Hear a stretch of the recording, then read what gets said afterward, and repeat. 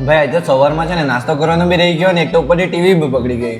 શું થયું ટીવી ખબર નહીં અચાનક રિસીવર બી બગડી ગયો ને ટીવી બી બગડી ગઈ. આવી જ લઈ લે હવે. પૈસા નહીં મળે તેનું હું.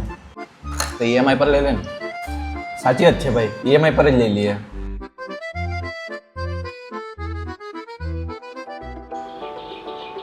Welcome sir. Hello ma'am. શું જોવું છે? મેડમ ટીવી લેવાની છે અમારે.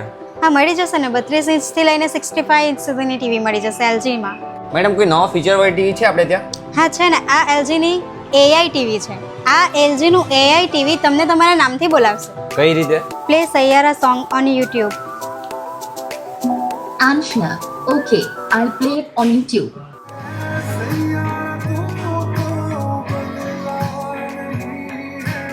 મેડમ ટીવી તો સારી છે પણ મારે એને ઈએમઆઈ પર લેવું છે તો મળી જશે કે? હા, મળી જશે ને ઈએમઆઈ પર. ટીવી તો મળી જવાની છે મને ઈએમઆઈ પર, પણ રિસીવર પણ મારે સાથે લેવું પડશે. હવે તો એલજીની ટીવીમાં રિસીવર મૂકવાની જરૂર જ નથી. કેવી રીતે?